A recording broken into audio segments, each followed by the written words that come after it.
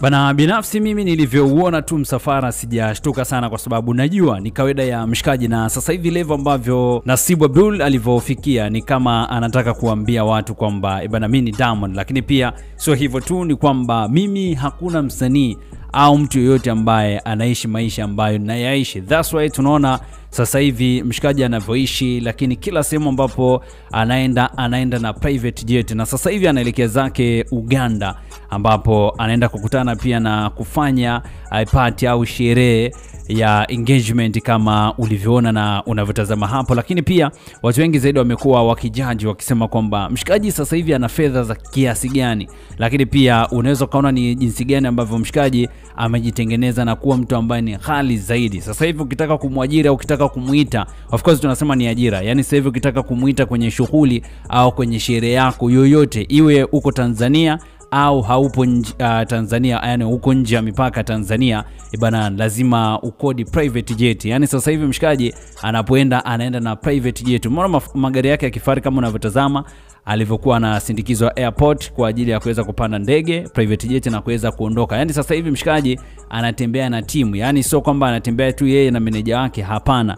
Yani yeye ana timu yake, yani timu na maanisha timu ambayo anafanya nayo kazi kama bosi wake, mameneja wake, madansa, watu wa drums, watu wa vinanda, yani wote anatembea nao kwa wakati mmoja, na wote hao ni unaambiwa kwamba yani budget yake, yani akanaweza kaambia bana kuja kufanya show kwako ni bilioni 1. Umeshaelewa? Alafu hiyo bilioni 1 ni yeye tu kuja kuimba, lakini utagharamikia pia na private jet, yani usafiri wa kumchukua na kuweza kumpeleka, na usafiri ambao anataka ni ndege private, yani kama unavyotazama hataki usafiri labda kusema kwamba ni gari na kuanza kushare na watu, no, yani kwamba ndege hiyo utalipia na kila kitu kitaenda, utakuwa na kigaramikia wewe. Unaweza kuona kwamba mshikaji amefikia level gani. Kuna kauli alishasema Diamond akasema kwamba yeye anataka kuwa tajiri namba 1 duniani. Wengi walimcheka, wengi walizungumza mengi kwamba mshikaji anaongea nini na ni kitu ambacho hakiwezekani. Tunafahamu bongo sisi wenyewe jinsi tulivyo, lakini jamaa anakuambia wewe ongea uwezavyo, fanya uwezavyo, lakini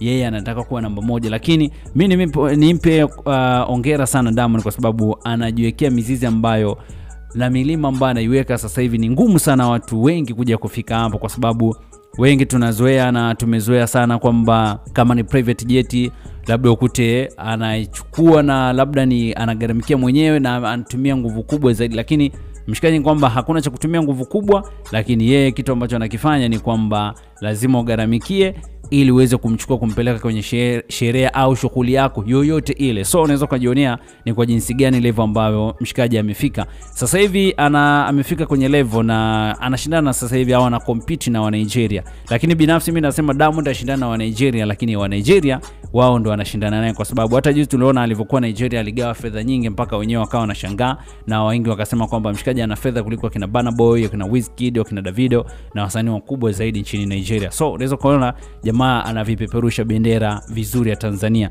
Maoni gani ambayo nayo, lakini pia una kipi cha kuweza kuzungumza na kuambia wasanii wengine wa bongo? Fedha ambazo mshikaji ni kweli ana fedha au ni kwamba anaigiza? Hebu niachie maoni yako hapo chini, uniambie bana hilo umelionaje kwa upande wako. Usisahau niachie maoni yako, alafu nitasoma next video ambayo inafuata. Kubwa zaidi usisahau bana kusubscribe channel yetu ya BM Basha TV. Tufuatilie pia kwenye mitandao yetu ya kijamii kama Facebook tunatumia BM Basha, Instagram pia tunatumia BM Basha.